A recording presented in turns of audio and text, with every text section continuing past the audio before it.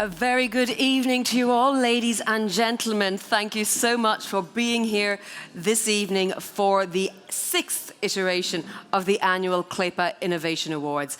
My name's Jennifer Baker. I'm going to be your ringmaster tonight, ushering the winners onto stage and having a brief talk with them to find out what they've been doing to really drive the industry and earn the great awards that we're going to see this evening. Now, of course, we know this is one of the most forward-thinking sectors, and it is truly developing the mobility of the future. Now, here in Brussels, in the Vaudeville Theatre, it is absolutely lovely to be back with you in person, but we also have more than 200 guests joining us online in our hybrid format from across Europe. So today, more than ever, I encourage you all to engage on social media. Use the hashtag, because of course it is 2021. Of course there's a hashtag. It is CLEPA Awards 21. So please do share that with your colleagues, get everyone involved, and so we can have even more people celebrating the successes of those who win this evening.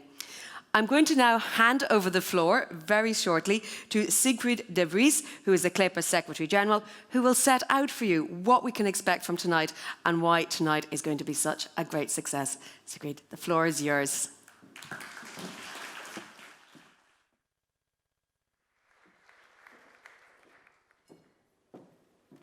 Thank you so much, Jennifer, and also from my side a very warm welcome to the CLEPA Innovation Awards. It's so nice to have a great evening together and to be able to celebrate a bit. It's been such a difficult time for many people and also for industries. This event, Jennifer already mentioned it, is a hybrid event.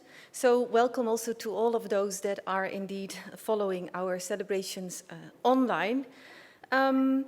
And it's lovely to be here in the Vaudeville Theatre in Brussels. I hope you will enjoy it. Are you a bit warming up? Are you in the spirit? Great. Good, good. Well, esteemed guests, colleagues, and also friends, we are here to celebrate the importance of innovation. And innovation, if you think about it, is what sets us human beings apart from the rest of the animal world. And it's also what we have and what we need to use to make our world a better place. Innovation is grounded in creativity, in curiosity, in imagination, but also in great skills, in knowledge and in thorough analysis. And innovation is about community. It's about collaboration and about caring for each other and for the world that we live in. We are not inventing things to then say, now let's find ourselves a problem. No, we are actually looking, seeing problems or an opportunity, and we want to improve things, and then we set out to find a solution. So our awards recognize innovation as a driving force to make things better, to make roads safer, to make mobility smart, connected, automated, fueled by data, and to make mobility sustainable, green, clean, and circular. And this assignment is more important than ever today. We are living and working in very, very challenging times. And like everyone else, the automotive industry was hit very hard by the pandemic. Factories shut down, production stopped, and investments were postponed.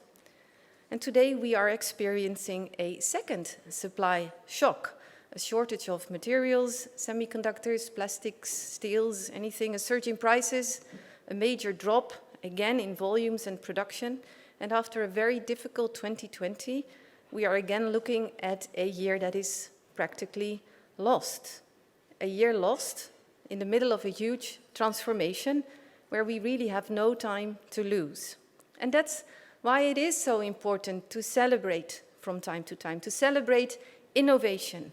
Despite the economic upheaval, automotive suppliers have again increased their R&D spending last year. Over 30 billion euros have been invested in new technology and mobility solutions last year and the year before and so on. And together with the vehicle manufacturers, the auto industry is and has long been the largest private investor in R&I in Europe.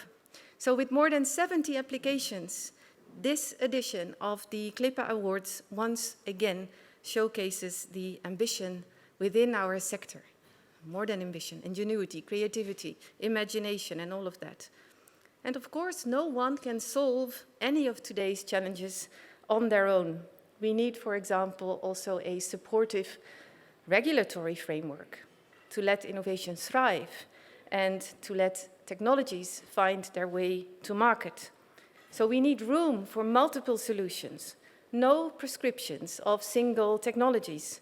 And I'm talking, of course, you guessed it, about the Green Deal, which heavily leans towards electrification-only options. Well, electrification is indeed key to make mobility climate neutral, but electrification alone will not do the job. Mobility, businesses, and people are too diverse for a one-size-fits-all solution. We need green energy and green fuels. We need a role for renewable fuels to be played in road transport too.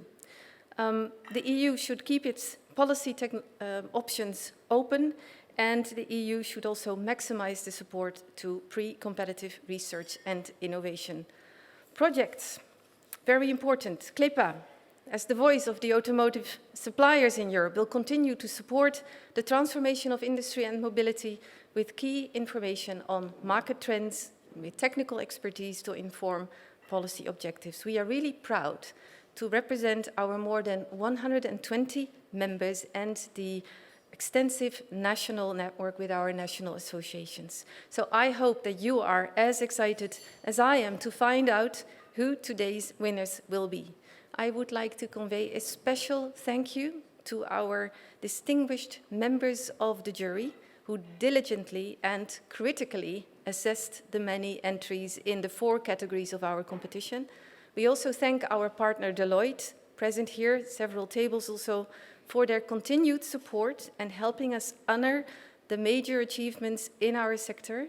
And please join me in a big round of applause for the team that made the event happen this evening. Thank you. And we look forward to receiving even more applications next year. So if you didn't join us this time, please do so next year. And now back to Jennifer. Thank you.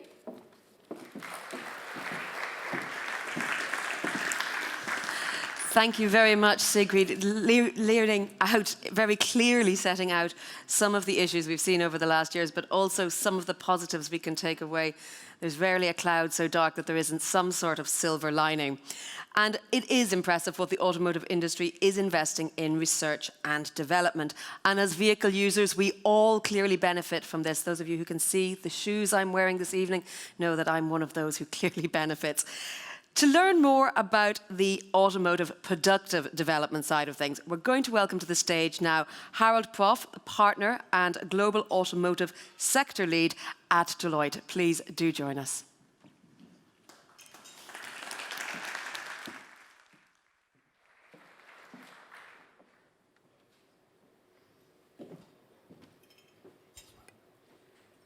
So can you hear me?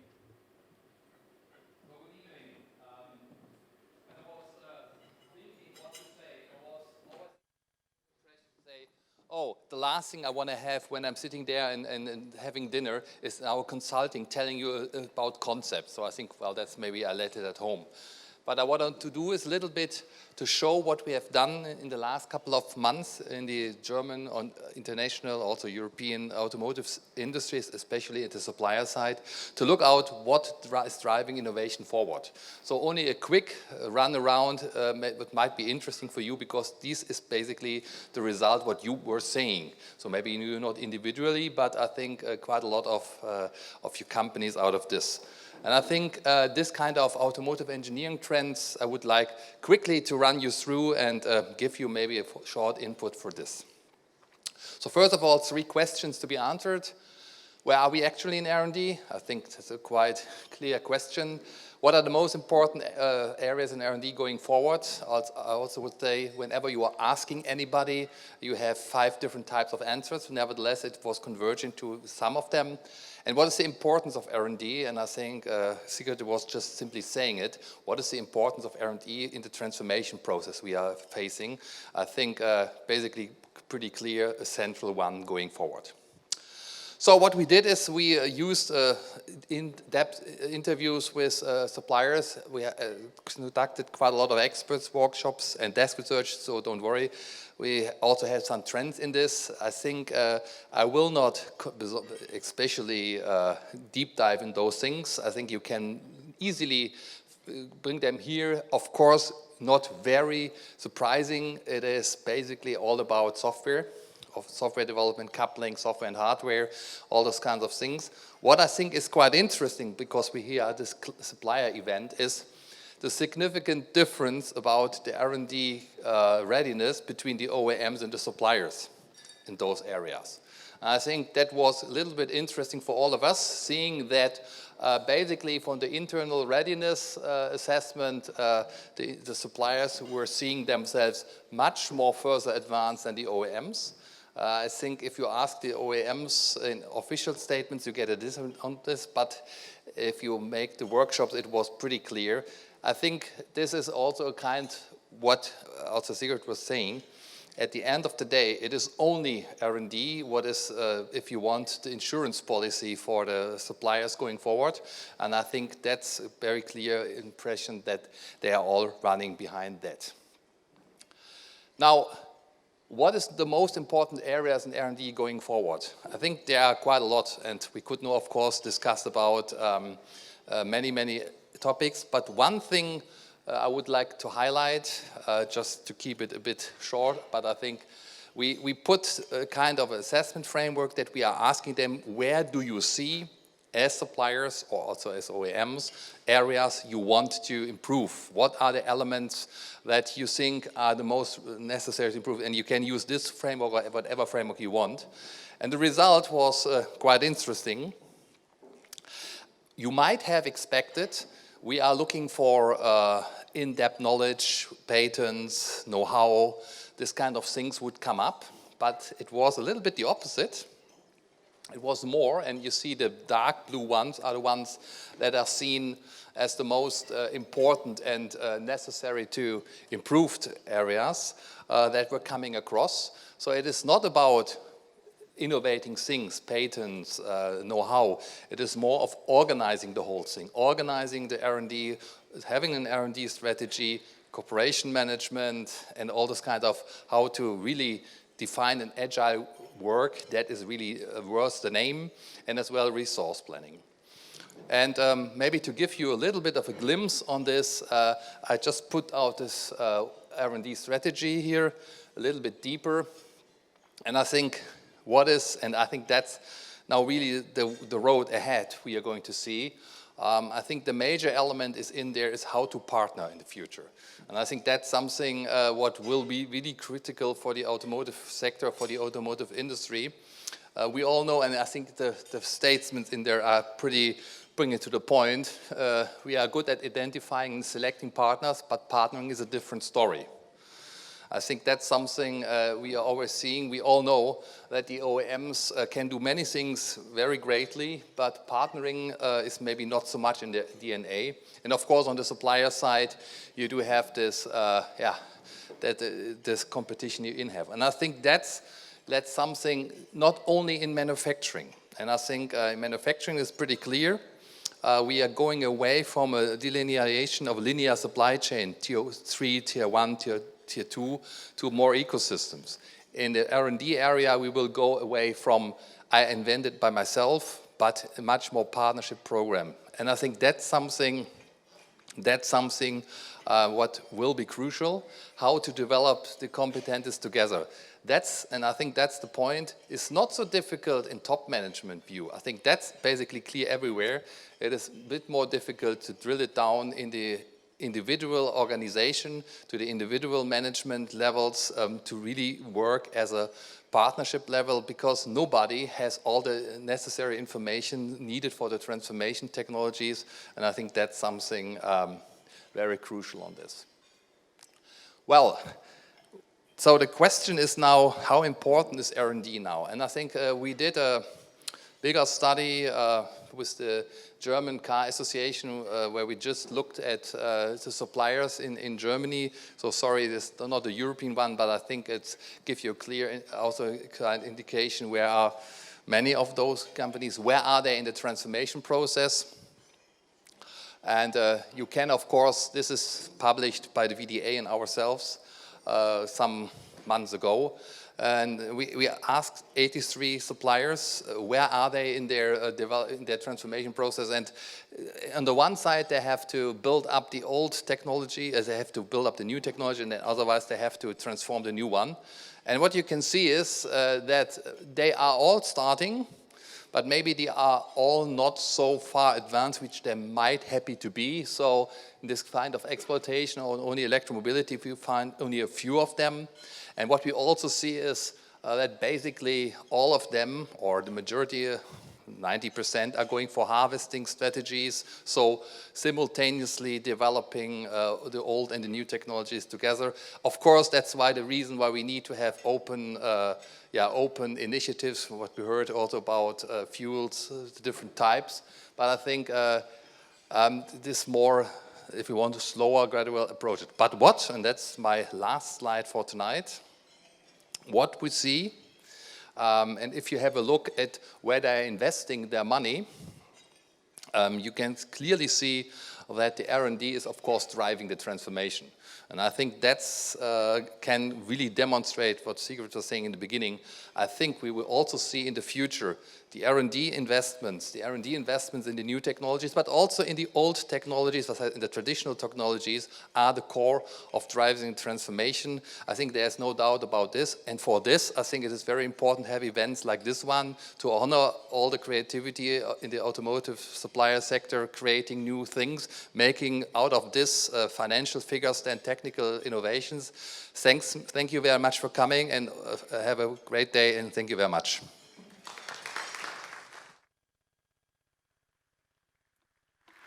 Thank you indeed, but we don't let you go away, because I'm going to keep you here, Harold, for a quick Q&A head-to-head. We're going to invite on stage now Thorsten Muschal, CLEPA President and Executive Vice President of Sales and Program Management at Faurecia. Please do join us on stage. So, Harold and Thorsten, let's make sure you both have microphones. Well equipped. So, Thorsten, we heard there, it's been set out a couple of times, there is a complex supply chain and shortages do affect its smooth functioning. So what sort of impact is the current situation having? Oh, it's a long question. I think I cannot be as short as Harald, but I try to be pretty precise and short. I would say 1.5 years we were surprised by COVID, and out of this we have experienced a sudden standstill of our industry. All OEMs stopped their call-offs, their demand, and we were completely surprised. We were frozen. 2-3 months later, we have seen in the second half of 2020 a big rebound. Everything was restarting, and then we were hit by semiconductors. And at the first weeks, we were surprised. We tried to understand. There was a first logic in explanation. There was a demand in consumer industry. There was a fire in one of these plants, and the OEMs did reduce their call-offs, and a lot of suppliers have taken semiconductors like water. You switch off and switch on, and you have it immediately without limits. And then we realized there's a supply chain, 20 weeks lead time, and so on and so forth. And then we realized there are capacity limits. There are also limits in production capacity. Everybody's buying at the same source. And then we were thinking, okay, some months later on, it will be sorted out and it will level out. But we found out that everybody was protecting his volumes. There was an over-demand. The semiconductor suppliers did not know whom to supply to, and there was a fight about the parts. The prices increased, and then in between, shortages appeared. Some of our customers had to stop their plants by short notice, which created then a stop-and-go situation in our plants, which was very difficult for the whole supply industry. It led to high inventories at the supplier side, overcost, stop-and-go. You lost the people in your plant. You had discussions with the customers about the stability of the forecasts. And all this was only one part of the story. Then we had a weather impact in the southwest of the United States, and we had the blocking situation in the Suez Channel. So we had a lot of unforeseen topics which created a lot of standstill and massive impacts which we have never expected some years ago. And what is now the reality? We have to learn our industry is becoming more volatile, more uncertain, and there's no planning stability. And on top, as a consequence, we have seen that we are entering a world of inflation. Costs are increasing, supply chains are getting shorter, labor costs are increasing, and a lot of different topics. And that's where we are living in right now. And this is also the tension between suppliers and car makers right now, where we have to work through jointly. Thorsten, I get the feeling you could write a disaster movie about the last couple of years. Unfortunately, it's right now our daily life. And I said earlier this morning, I'm waiting for the day when I have more good news than bad news. Well, as I said, it sounds a bit like Mission Impossible. So let me ask you, Harold, how is Tom Cruise going to tackle this? How are companies going to be future-proofed, disaster-resistant, resilient in the future? Here in Brussels, we know the buzzword used to be sustainable, but now, post-pandemic, the buzzword is resilient.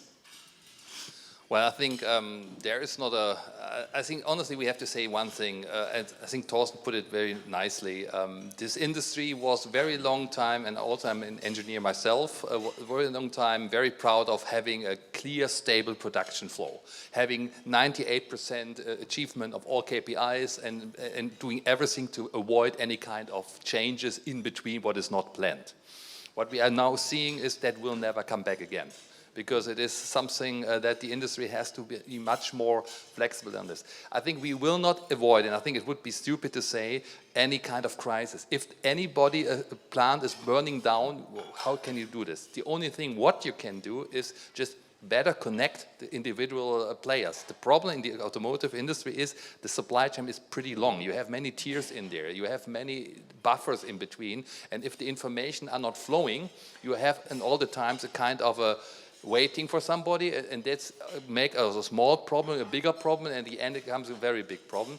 First point. Second point, I think the automotive sector is learning a lesson right now, and all of them, that they are maybe not so important in the one or other product as they thought they are. So let's put it very clear. The car industry is using 8% of the global semiconductors demand. And now each and everybody of them, so even the VW, is then not only using 0.7%. And can you believe if you're coming to those suppliers, they will tell you something about. So I think that's the point. What does it mean? Well, maybe in the future a more collaborative approach in the automotive sector to get buying power together might be an option. So I think this kind of better collaboration on the one side, and on the other side, better integration of supply chains to get more information are the key areas, but it will always be a kind of crisis coming what you cannot prevent. Well, collaboration is one of the topics, the titles of one of the awards tonight. But Thorsten, do you see if there's a key ingredient that makes that possible, that makes those relationships between suppliers better? I think Harold mentioned it. Collaboration is one of the topics between OEMs and also suppliers. And here I think he said it rightfully. I would not say arrogant, but we need to be a little bit more humble. We considered all of us as the most important topic. And if now semiconductor suppliers tell us, you are 7% of our sales, you don't matter that much for us, it was difficult to digest for the automotive industry. And on the other hand, yes, I think we were believing the global supply chain is not an issue. We were sourcing parts from China, shipping them to the West Coast in the United States, and forward and backward parts. But now we are facing reality.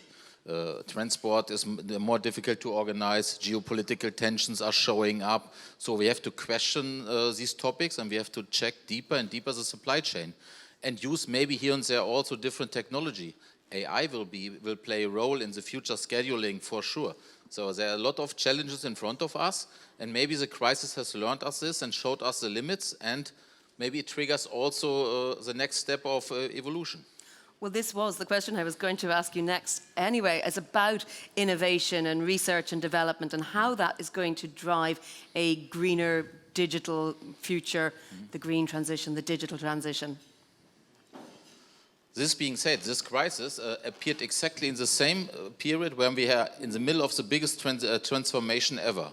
We spoke some years ago about autonomous vehicles, about digitalization, connectivity, access to data, but this is not lost. Maybe it was put a little bit aside in the last 12, 15 months, but it's imminent right now, and that's what is also the strength of our industry, the strength of all European suppliers, that almost all of them have a strong R&D capability.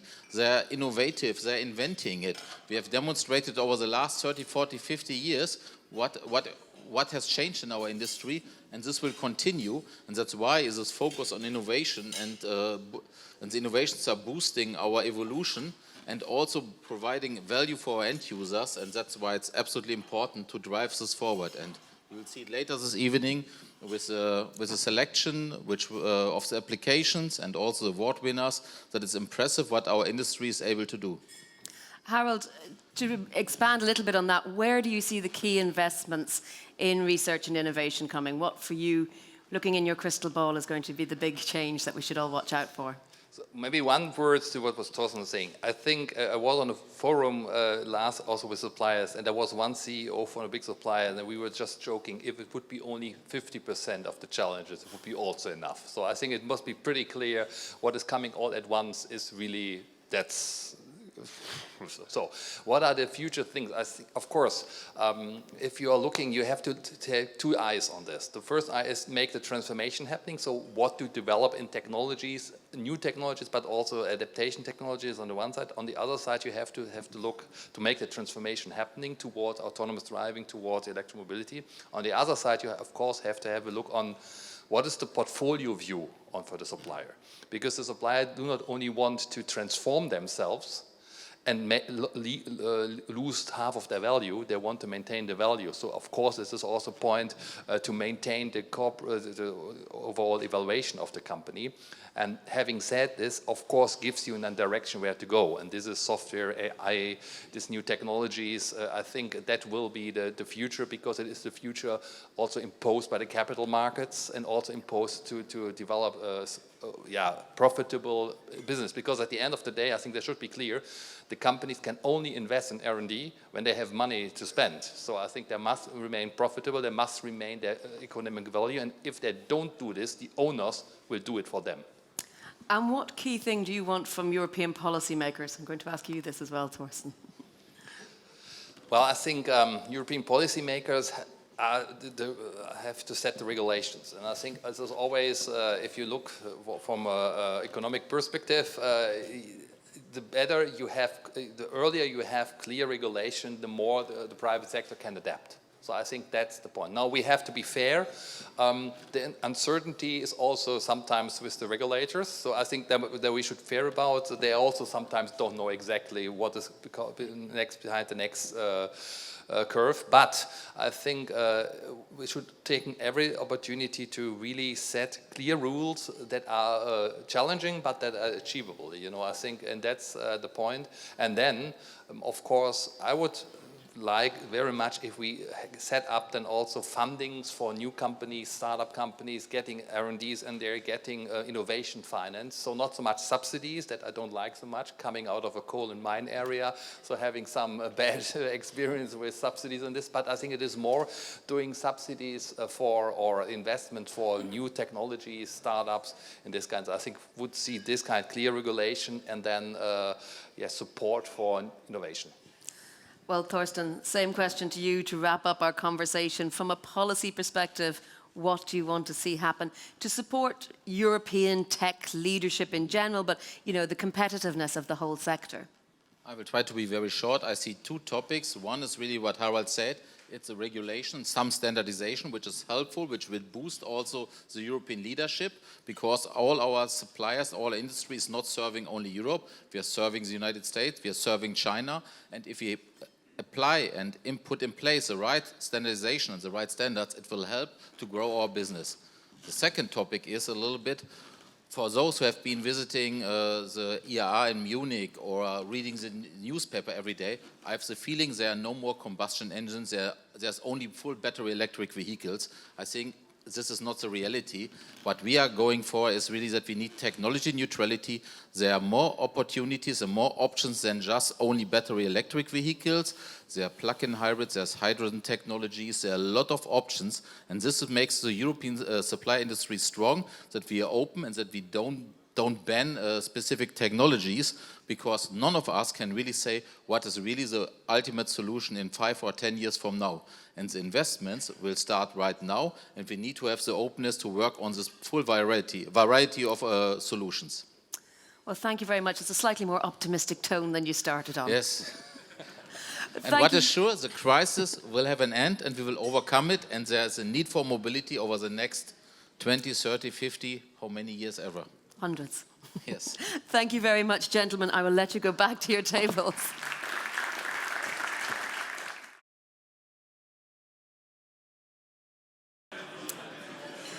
We're now at that point in the evening that I know many of you have been waiting for. It is indeed an awards ceremony, so we have some awards to give out, ladies and gentlemen. The CLEPA Innovation Awards celebrates the outstanding achievements in the fields of connectivity and automation, cooperation, environment, and safety. This year, the competition received another high number of applicants, around about 70, so it was an unenviable task for the jury to whittle them down to the winners that we're going to celebrate this evening. There was also a hugely increased number of applications for SMEs and startups, something that doesn't surprise us. Here in Europe, we know that they are often a backbone. The finalists were selected by that panel of 15 independent judges, all renowned in their fields, stakeholders, market experts, and they based their decisions upon 4 criteria. So ambition, that's the potential of the innovation, where it's going to go. Market relevance, the cost effectiveness and added value to consumers. Its impact, or in other words, the long-term effects, and quality, the rather more ethereal X factor that you can identify that makes for a great innovation. So the winners of the SME and the startup category were announced in the past week, and we will mention them again later on, don't worry.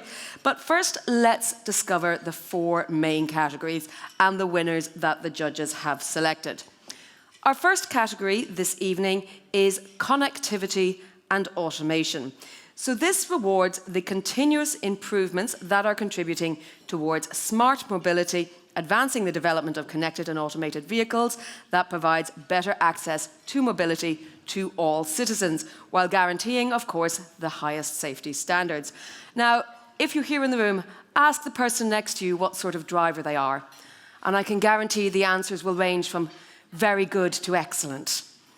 But perhaps with the combination of some of this connectivity and the automated solutions we're seeing, the AI, the algorithms, we can all legitimately claim that we are smart drivers. So let's have a look at who are the nominees in this section.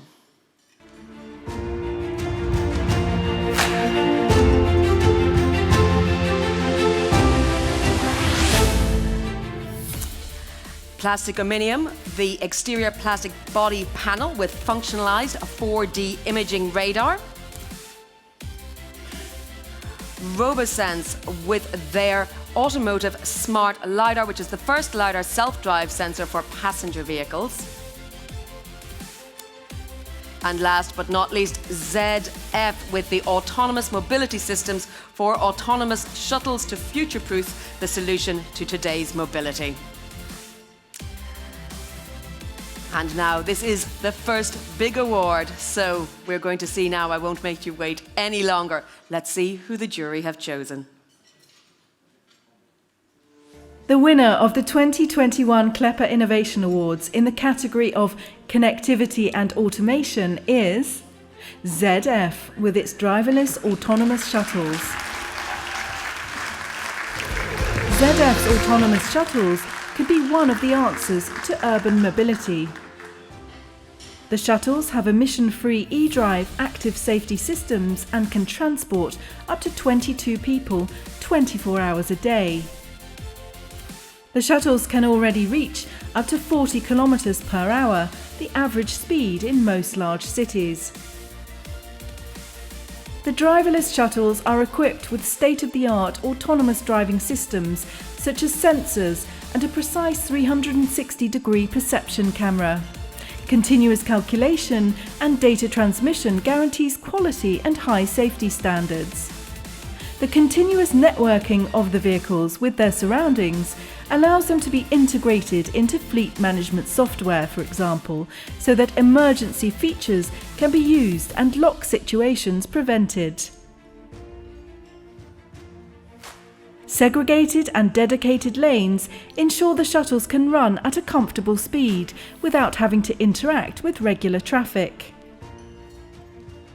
These shuttles complement the more conventional modes of transport currently on our roads, while advancing the transformation of the mobility sector.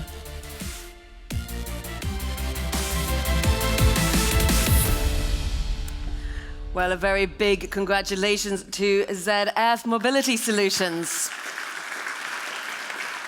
And I would like to invite to the stage now Michael Hoffman, Managing Director. Please, Michael, do join us here so we can get your thoughts on what this means to you to be awarded this.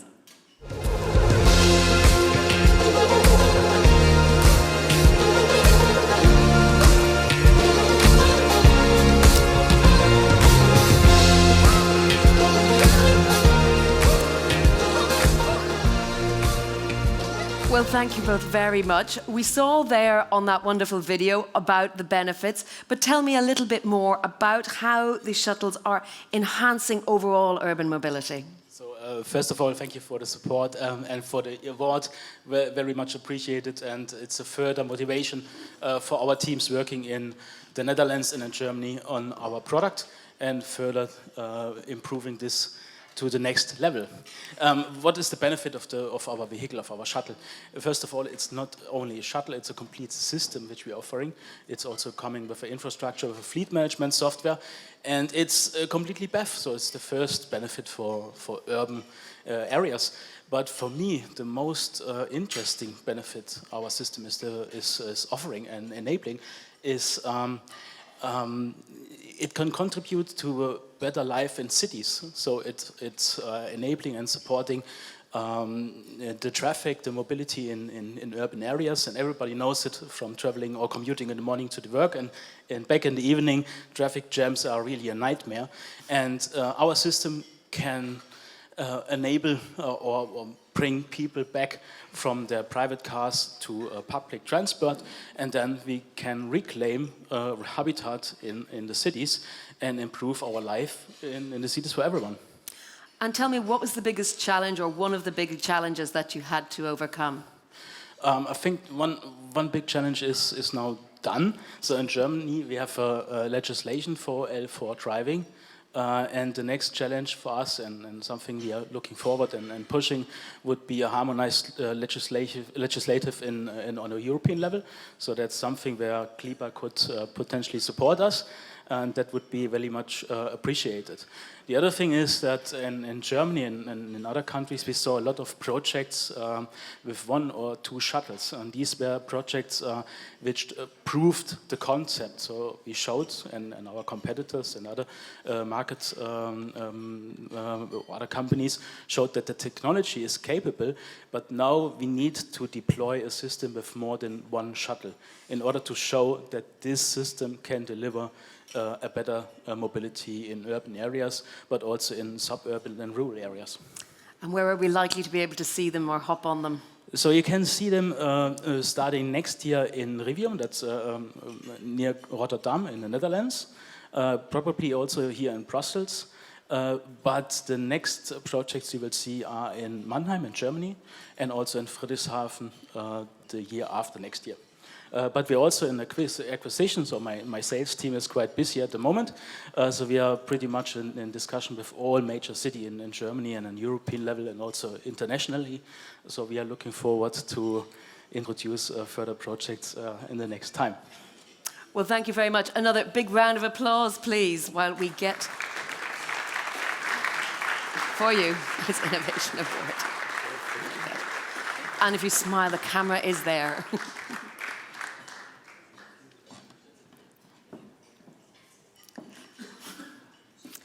Thank you very much. I will let you keep your award, but I will take the microphone back from you. We're going to move on. Well done.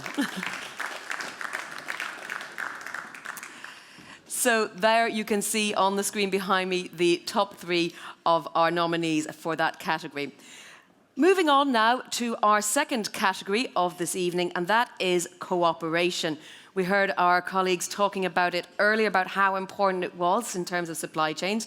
So this category rewards the success achieved thanks to the collaboration within the sector at all levels. So we mentioned how complex supply chains are, and this is going to be awarding people who've really done excellent work towards an ecosystem that rewards the sort of collaboration and working together, not only with OEMs, but also with the different tiers and relevant actors, because it is more important than ever. So let's take a sneak peek at our nominees.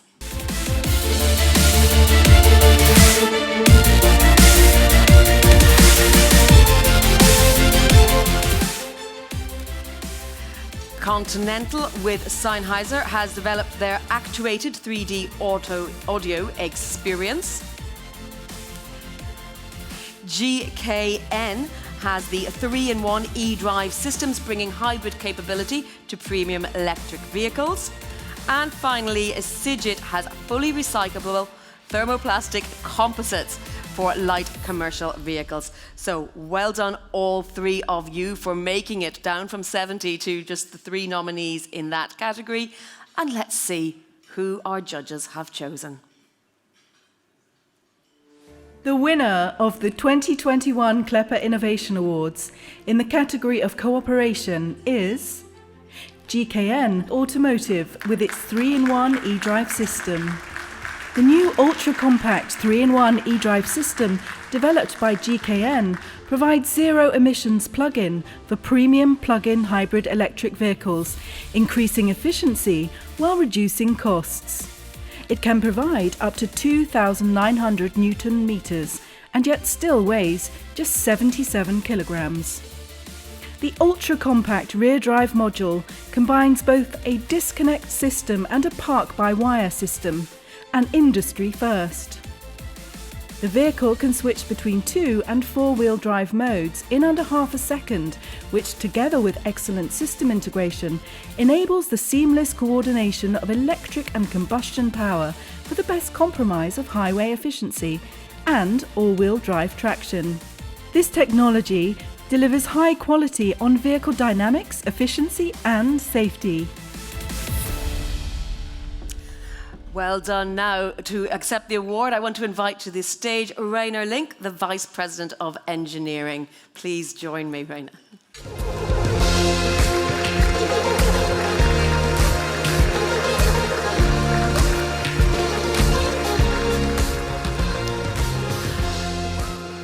Well, you've certainly got a spring in your step there. I'm so pleased you're dashing onto the stage. Fantastic. We've seen the video explaining briefly what it is, but tell me why this has won the Collaboration Cooperation Award. Why is it so successful in that area?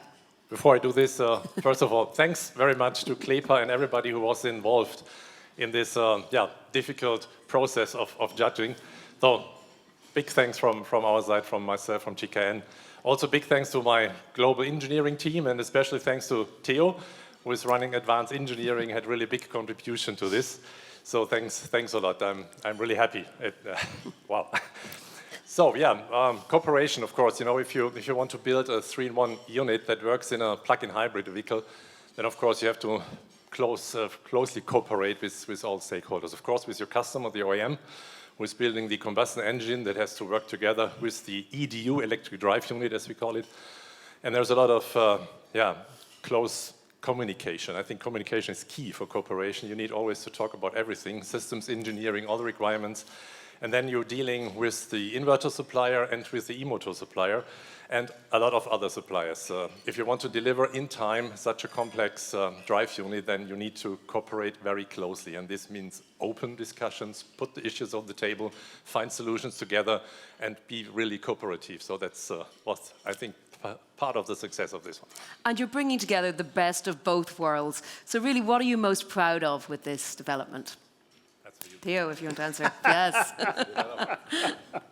Okay, I'm supposed to take this part. Yeah, what I'm supposed to be, The point actually is when JLR, we are doing business with JLR for a long time. We are doing all the orbital drive systems for them. And we know how demanding they are when it comes to orbital drive performance, traction performance, off-road, on-road capability. And when it came to us, we want to build a new hybrid, plug-in hybrid. And we want to have an electric rear axle which delivers all the performance criteria your orbital drive, mechanical orbital drive is doing, and is doing it even better.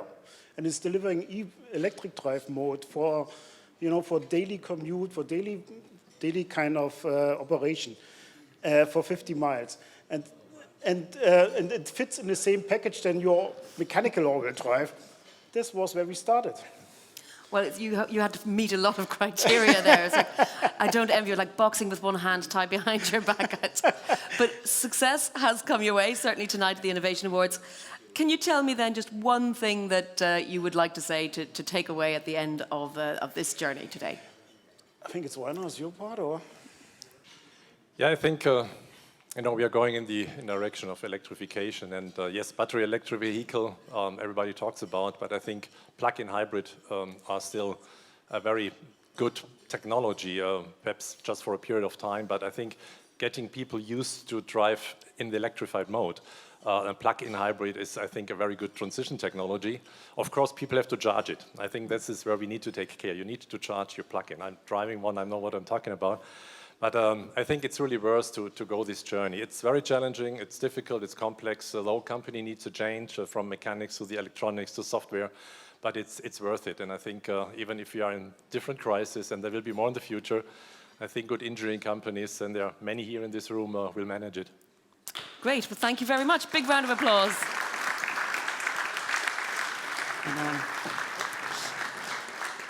Thank you.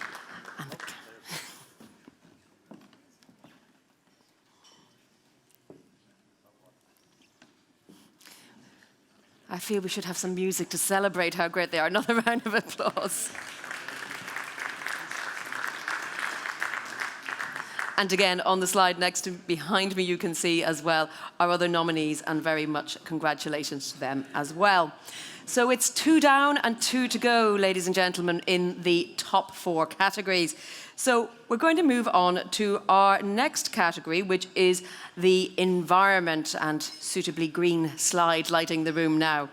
So we know that this rewards the enormous efforts that the industry is making to go and contribute to global sustainability goals. It's a challenge, but one that will be met, we are sure, in the coming years. Suppliers deliver innovative solutions, not only to mitigate climate change and reduce pollution, but also by providing solutions that contribute to the overall improvements in the supply chain, such as powertrain development, weight reduction, fuel saving, and an increase in the reuse of recycled materials. So a lot of different factors to consider for this award. As always, the jury took their time and evaluated all the different elements, and we're going to see who the nominees were.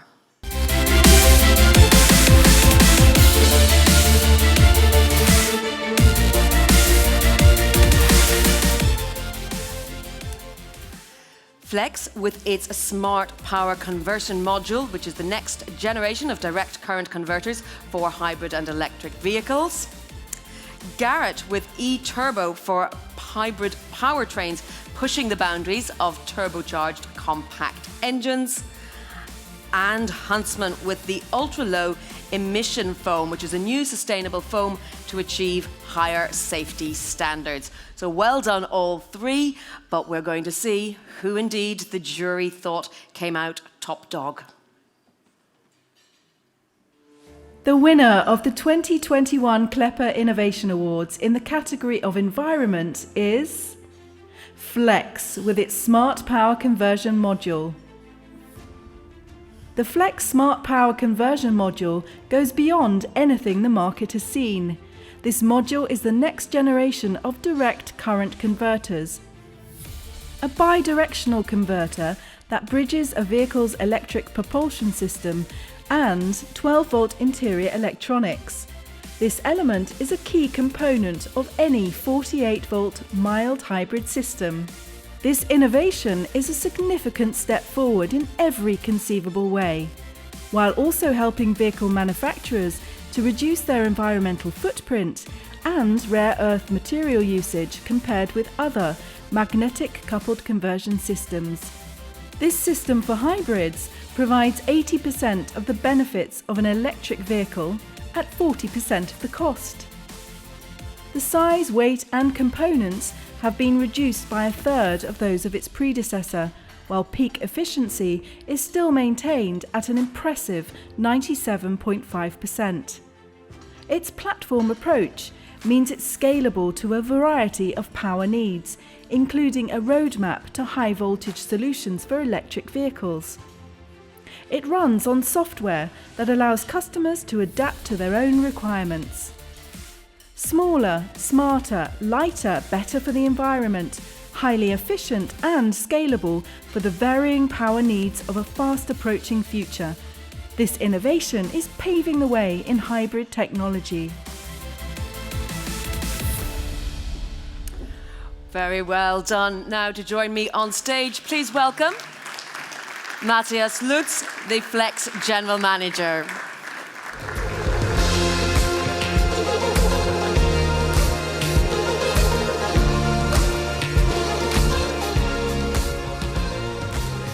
Congratulations, Matthias. Very well done. So, electrification has become a leading technology towards, we've heard it many times this evening. So, we want to talk about decarbonisation. Tell us what makes your solution so unique. So, we heard already so much, and I have a hard time to remember everything I brought together. I got a lot of tips for today. My boss said, bring the shirt with the Flex name on it. And my daughter said, make a picture of every part of the dinner before you eat it. So I'm glad to be here. Thank you. Okay. And on this decarbonization, it's a big journey we're all on, right? So we're trying to change those millions of combustion engines into kind of a grid-based solution. Sounds weird, right? But there are so many people working on it, and it's actually fantastic since we all heard this thing coming since so many years, and now it's finally happening, even while we're still alive. That's great. I love it. At Flex, we have a ton of different things we're doing. We're in all different industries. We are working on charging stations. Globally, we're working on lifestyle and consumer products with a lot of that. And we're working in the automotive team. We're working heavily on EVs and plug-in hybrids. So what we've really done is, as a lot of you are engineers, for me the two big topics here is efficiency and packaging. And we've been working on both. On the efficiency, you know, we engineers know that if you want to know the overall efficiency, it's actually a product, so you have to multiply all the efficiencies into the total system efficiency. So it's the weakest link you really have to improve first, and then you have to drive the overall system. We did that, so we worked on this efficiency, and we think we can achieve, even in the next generation, 98%. 97.5 is already pretty cool. And on the packaging, I think that's the other really point. If you can save with whatever you do, 1 kilogram on each vehicle, that's fabulous, right? That's a lifetime saving because you're going to have it over time. So that's a small part in the decarbonization, but it's adding up. Well, if the future is hybrid, I want you to look into your crystal ball and tell me what you see coming down the road. So the future is, So I can answer that maybe in a few years, but not really. So what I see, and a part of it is my private opinion, I think there is two sections. There is this, this largely transient technology enabling EVs going forward. So plug-in hybrids do a fantastic job. You know, we've saved a lot of carbon in the meantime, and it is an outstanding, based on that platform of 48 volts, that really drives things. So with what we've done and really lowered that tremendously, I think the next innovations will be largely driven by what happens in the infrastructure. And we'll try to follow it. And, you know, we always say this sustainability is in our DNA at Flex, so we hope we get another more chances to do that. So thank you very much. Congratulations once again. And there is, you can display that hopefully with pride within your offices, and everyone can work towards applying again next year for another award.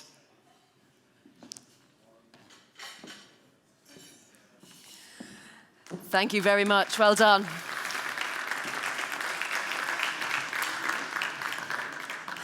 And so we move to our final category this evening, and that is safety.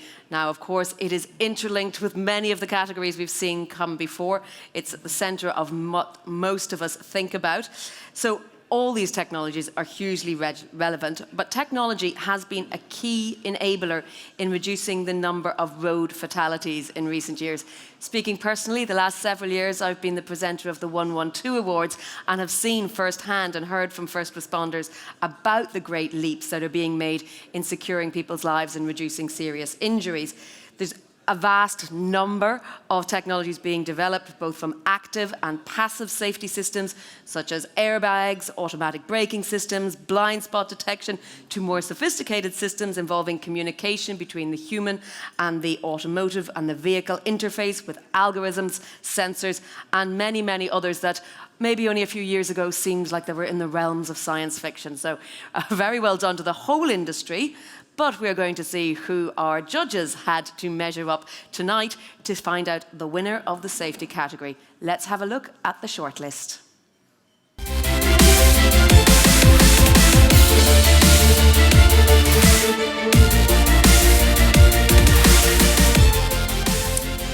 Brigade's Side Scan Predict is the next generation of side detection sensor systems.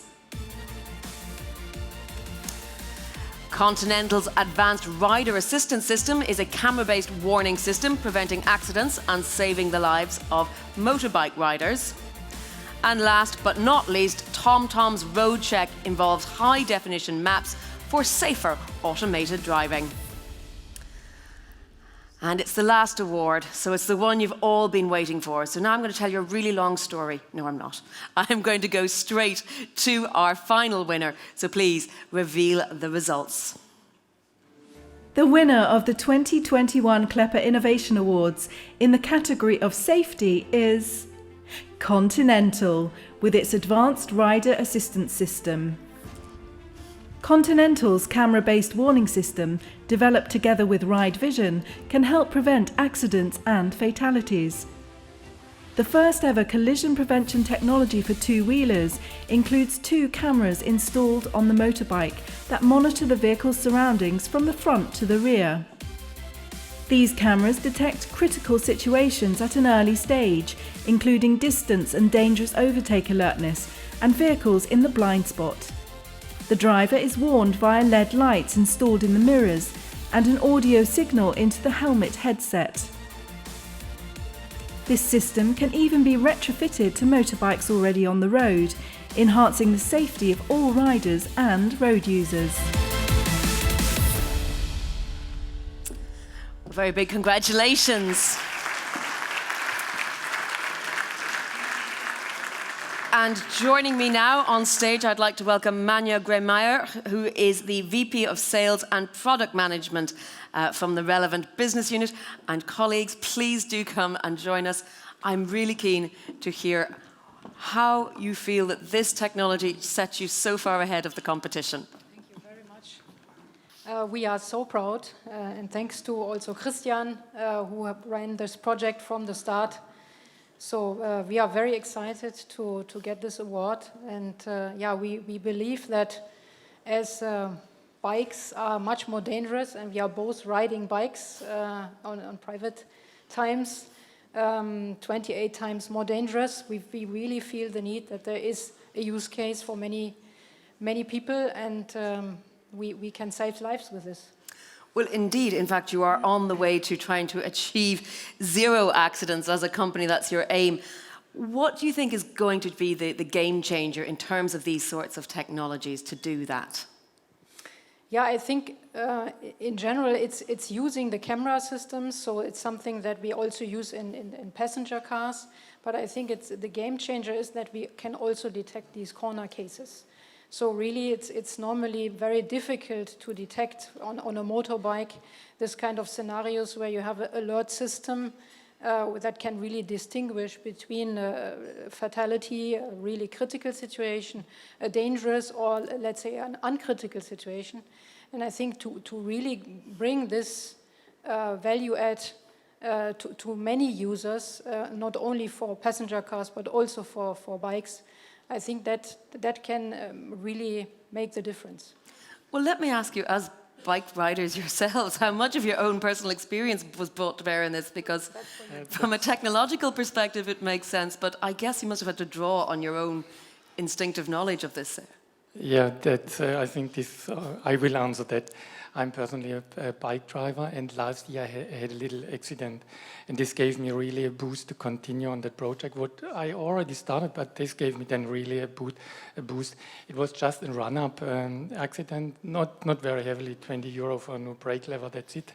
But then we analyzed the different accidents, and we have seen the frontal accidents and the blind spot accidents. These are 90% of the accidents, and with this camera system, this can help to prevent for both. And when you wear a helmet, then you're somewhat limited in your field of view due to the helmet.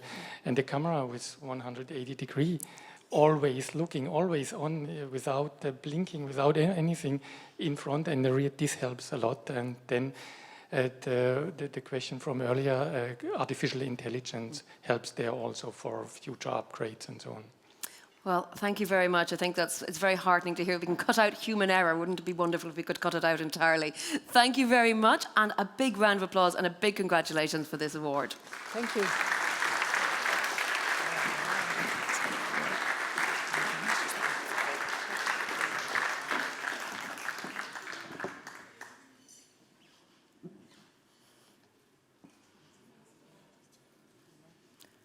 Got it. Great. Thank you very much again, and well done to you, and indeed to all the winners this evening.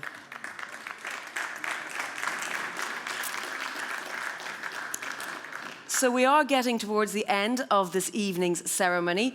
I did mention earlier that we had announced earlier on in the week the winners for the SME category, the small and medium-sized enterprise categories for each of these categories. So they are, we've had 4 winners as before. We have Argus Cybersecurity with their ECU protection, the winners in the connectivity and automation category. Yes, give them a round of applause.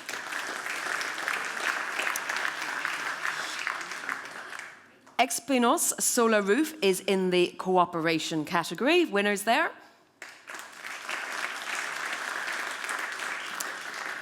Twice won the environment category for SMEs with predictive battery analytics software. And in the last safety category, Easy Rain's aquaplaning intelligence solution was the standout and won the award. So a big round of applause to all 4 of them as well. We've mentioned several times the amazing job the jury has done. 15 members who are all experts in their own field with a lot of work to do. We have academics, stakeholders, and so on, and they gave up their time to really look at these awards, and as I said, a lot of applications, around 70, so it really took time to go through those and highlight the ones that they felt were deserving of being brought up on stage here to honour them tonight for their exceptional going above and beyond work in their various categories. So it is time to close the ceremony, but do mark your calendars for 2022.